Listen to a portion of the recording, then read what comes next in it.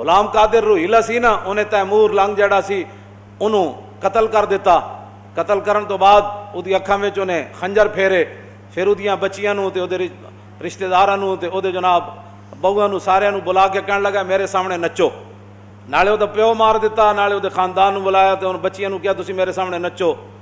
او جڑیاں تیمور لنگ دیاں وڈیاں وڈیاں زنانیاں سن, پھوپھیاں خالہ, انہاں غلام قادر روہیلا نوں کہن لگے اے حکومت آنی جانی شے وے, ایڈا ظلم نہ کر کے اسی پردہ دار عورتاں اور شاہی خاندان دیاں بچیاں ساڈے نال تے تو ہن نچن دا جڑا آرڈر ہے نا اے نہ کر.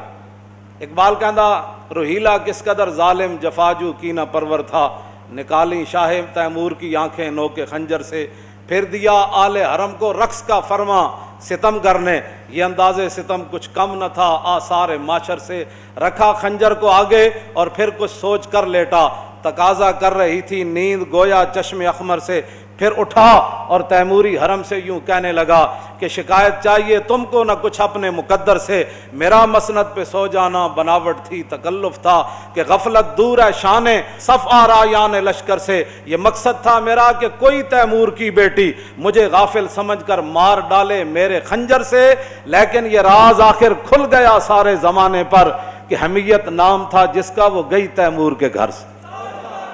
میں حمیت دی گل کر رہا, حمیت. ہماری قوم بڑی جذباتی ہے, کیوں جی؟ ہماری قوم بڑی جذباتی ہے, اس سے بڑا کیا جذبات ہو سکتے ہیں؟ تم نے جب دین پڑھا ہی کوئی نہیں. اقبال کہندا تا کجا بے غیرت دین زیستن, اقبال کہندا ہے تا کجا بے غیرت دین زیستن, اے مسلمان مردن است ای زیستن. اقبال کہندا اوے مسلمانہ کدوں تک تو غیرت دینی تو بغیر زندہ رہیں, تا کجا بے غیرت دین زیستن. اقبال کہندا دینی غیرت تو بغیر کدوں تک تو زندہ رہے گا, اے مسلمان مردہ نست ای زیستن. اقبال کہندا اے زندگی کوئی نہیں, اے تے مردہ پن نے جڑا تو زندہ رہ رہا. اقبال کہندا غیرت دینی تو بغیر تساں دا دین نو دیس نکالت دین واسطے تے تیار بیٹھے ہو, لبیک دے خلاف تسی دن رات پروپیگنڈا کردے ہو, ٹی ویاں والے نو تساں آرڈر کیتے ہوئے کہ انہاں دی کوئی خبر نہیں دکھانی, انہاں دا کوئی وڈے تو وڈا مجمع ہوئے تے نہیں دکھانا. جدوں تسی دین دی غیرت تسی قوم دے اندروں بھی کٹ دیتی, اب روڈوں پر کھڑا ہوں, یہ تو دنیا کا انوکھا احتجاج ہے نا جی, کیوں جی؟ ہاں جی. ادھر مکہ مکرمہ میں حملہ ہوا قبیلہ بنو خزاعہ پر, انہوں نے رسول اللہ کو پکارا تو حضور نے یہ تو نہیں نہ فرمایا کہ کل ہم مدینے کے چوراہے میں کھڑے ہو کر سارے غلام آ جاؤ تے نعرے لاؤ تسی یہ تھے کھڑے ہو کر کہ ہمیں نامنظور ہے قبیلہ بنو کنانہ نے جو زیادتی کی ہے مکے میں, 400 کلومیٹر کا سفر ہے, ہم یہاں سے ان سے جنگ چھیڑ دیں. قبیلہ بنو خزاعہ والے تو حضور کے حلیف ہی تھے نا, کلمہ تو انہوں نے نہیں پڑھا تھا, لیکن کہا حضور ہم نے آپ کے ساتھ رہنا ہے, نفع نقصان ہمارے آپ کے ساتھ ہے. لیکن جب ان پر حملہ ہوا تو انہوں نے رسول اللہ کو پکارا آدھی رات کے وقت, حضور وضو فرما رہے تھے, آپ نے فرمایا لبیک لبیک لبیک, فرمایا نصرتا نصرتا نصرتا, 3 بار حضور نے فرمایا تیری مدد ہونے والی, میں آ رہا. یہ ایک انوکھا احتجاج ہے, ایٹم بم ہوتے ہوئے, دنیا کے بہترین ساز و سامان جنگی ہوتے ہوئے, تو اپنے ہی روڈوں پر کھڑے ہو کر احتجاج کر رہے ہیں. کس سے؟ جو کشمیر کے اندر خون بہا رہا ہے, جو بچیوں کی عصمتیں لوٹ رہا ہے, اور جو بوڑھے اور جوانوں کو قتل کرنے کے بعد ان کے اعضاء کاٹ رہے ہیں, ان کے لیے اپنے روڈوں پر کھڑے ہو کر احتجاج کر رہے ہیں. قوم جناب جہاں اشارے ہیں وہ اشاروں پر کھڑی ہو جائے, کیا کہ ہم کیا جی اب کیا بات کی جائے مولانا. حمیت نام تھا جس کا وہ گئی تیمور کے گھر سے. غلام قادر روہیلا کہنے لگا, وہ جدوں کڑیاں نو سامنے بٹھا لیا نا, انہیں کہا نچو نہیں میرے سامنے بیٹھو. سامنے بیٹھا نا تو اپنا خنجر لا کے انہیں میز ہوتے رکھ دیتا, پھر اینج پیچھے ٹیک لا کے تے سو گیا. سونا انہیں کی سی, اینج اکھاں بند کر دیتیاں, پھر اٹھا اور تیموری حرم سے یوں کہنے لگا کہ شکایت چاہیے تم کو نہ کچھ اپنے مقدر سے, میرا مسند پہ سو جانا بناوٹ تھی تکلف تھا کہ غفلت دور ہے شان صف آرایان لشکر سے. وہ کہنے لگا جلیاں ہوئی ہو, میں ستیا کوئی نہیں سی, دشمن دے سامنے خنجر رکھ کے کوئی سوندا کوئی نہیں ہوندا, لیکن یہ مقصد تھا میرا کہ کوئی تیمور کی بیٹی مجھے غافل سمجھ کر مار ڈالے میرے خنجر سے. کہنے لگا میرا یہ مقصد سی کہ اگر تہاڈے اندر کوئی حمیت اور غیرت ہوندی نا, ہوندیاں تسی تیمور دیاں بیٹیاں جویں اودے وچ غیرت سی تو تساں اتنی دیر جو خنجر چک کے مینوں ذبح کر دینا سی. لیکن یہ راز کھل گیا آخر سارے زمانے پر کہنے لگا یہ خنجر میں نے رکھا اور پھر اٹھا کے تم ایسے کانپ رہی تھی تو میں دنیا کے اندر یہ راز کھل گیا کہ حمیت نام تھا جس کا، وہ گئی تیمور کے گھر سے۔ کہنے لگا حمیت اور غیرت جو تھی نا وہ تیمور کے گھر سے گئی ہے، تو غلام قادر روہیلا اس پر قابض ہوا ہے۔ تو ہمارے پاس تو ساری چیزیں موجود ہیں۔ تم فوج کو کہو کہ جناب پوری قوم آپ کے ساتھ کھڑی ہے، آپ صبح 6 بجے کا ان کو جناب ایک اعلان دے دے۔ انہوں نے کہا بس بھائی 6 بجے کے بعد سری نگر سے کرفیو نہ ہٹایا گیا اور فوج اور سارے گنڈے ہندو واپس نہ گئے تو پھر 6:01 پر پاکستانی فوج مقبوضہ کشمیر میں داخل ہو جائے گی۔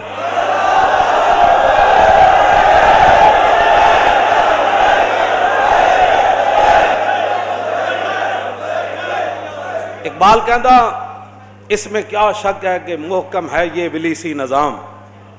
اقبال رویا، کہنے لگا اس میں کیا شک ہے کہ محکم ہے یہ ابلیسی نظام، اور پختہ تر اس سے ہوئے خوئے غلامی میں عوام۔ ہیں جی، پختہ تر اس سے ہوئے خوئے غلامی میں، آرزو اول تو پیدا ہو نہیں سکتی کہیں۔ اقبال رویا، کہنے لگا جس نظام کے تحت مسلمان چل رہے ہیں نا، آرزو اول تو پیدا ہو نہیں سکتی کہیں، ہو کہیں پیدا تو مر جاتی ہے یا رہتی ہے خام۔ اقبال کہنا آرزو پیدا ہی نہیں ہوتی جہاد دی، جے پیدا ہوئے کیوں جی اپنا انہیں اعلان کر دیتا ہم جناب وہ یہ تو احتجاج کرنا یہ تو عوام کا حق ہے، جن کے پاس طاقت نہیں ہے، جن کے پاس اقتدار نہیں ہے۔ لیکن رب ہے جس کام سے ہمیں روکتے تھے۔ یہ لبیک والے کون ہیں؟ یہ آئے روڈ بند کر دیتے ہیں، خاکے باہر بنے ہیں، احتجاج یہاں کرتے ہیں۔ تو میں نے کہا حملہ کشمیر پر ہوا، احتجاج شارع دستور پر کیسے ہو گیا؟ کیوں جی؟ رب ہے نا، جو حضور کے لیے نہ نکلے کم از کم کشمیر کے لیے تو نکلے، کیوں جی؟ لیکن وہ تو سجدہ ہوا ہی نہیں، سر جھکا دل جھکا ہی نہیں۔ وہ تو کیا باتیں کرتے ہو؟ جو باتیں ہم آج شارع فیصل بند ہوگا نا، آج تو کوئی ایمبولینس نہیں آئے گی نا، آج تو قوم کا کوئی نقصان نہیں ہوگا نا، آج سارا کچھ یہ نقصان تو صرف اس وقت ہوتا ہے جب کوئی حضور کی عزت کے لیے نکلتا ہے، اس وقت وہ دہشت گرد بھی بن جاتا ہے، اس کے لیے وہ جناب اس وقت ملک کے معیشت کا بھی نقصان ہو جاتا ہے۔ کیوں جی؟ ایمبولینسیں بھی بند ہو جاتی ہیں، لوگ گھروں میں قید ہو جاتے ہیں، فلاں ہو جاتا ہے۔ خدا وہ جو کام تم حضور کے لیے نہ کر سکے یہ تو اپنی قسمت کی بات ہے، یہی تو امتحان ہے تنویر کہ کس نے کس کو خوش کرنا ہے جی۔ ہاں جی، اب تو موقع تھا مقبوضہ کشمیر میں داخل ہونے کا۔ پوری پچھلی ساریاں جناب قرض اتارن دا موقع سی، سارے قرض اتارن دا موقع سی۔ فتح مکہ والے دن جب رسول اللہ تشریف لائے نا تو صحابہ کو وہ باتیں بھولی تو نہیں تھی نا، کیوں جی؟ وہ بھولی تو نہیں تھی۔ تو حضرت سعد بن عبادہ سب تو بڑا لشکر انہاں دے نال تے جھنڈا انہاں دے ہاتھ وچ، انہاں جدوں ویکھیا نا کہ حضور تے اوجریاں سٹن والے بھی اج کھڑے، بلال نو مارن والے بھی کھڑے، امیر حمزہ دے جگر تے کلیجہ کڈن والے بھی کھڑے، حضرت سمیہ دے ٹکڑے کرن والے بھی کھڑے، صدیق اکبر دے منہ تے جوتیاں مارن والے بھی کھڑے، حضرت حباب دے جسم وچ سوراخ کرن والے بھی کھڑے۔ تے حضرت سعد بن عبادہ کو برداشت نہ ہویا، حالانکہ حضور نے فرمایا کہنا کچھ نہیں، لیکن سعد بن عبادہ یہ ہماری قوم بڑی جذباتی ہے۔ ہاں جی، صحابی رسول جدوں ویکھے نا سارے کھڑے تو آپ نے فرمایا الیوم یوم الملحمہ الیوم تستحل الکعبہ، فرمایا آج لڑائی کا دن ہے، آج کعبے بھی بندے وڈ کے رکھ دیں گے ذرا۔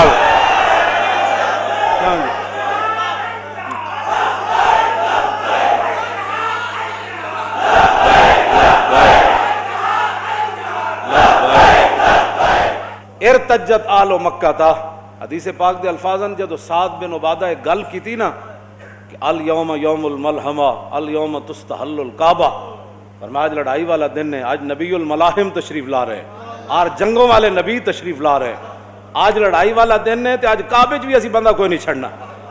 ہاں جتھے جوں مارن دی اجازت نہیں آ جاتی تو بندے وڑ دینے۔ تو کیوں جی اس ایک گل نال پڑھیا ہوندا دین تے پھر نہ، کیوں جی پڑھیا ہوندا دین تے پھر نہ، دین جدو پڑھے ہی کوئی نہیں۔ اقبال کہندا از غلامی بزم ملت فرد فرد ایوان بہیوان اندر نمرد، آن یکے اندر قیام وہی در سجود کاروبارش چو صلاتے بے امام۔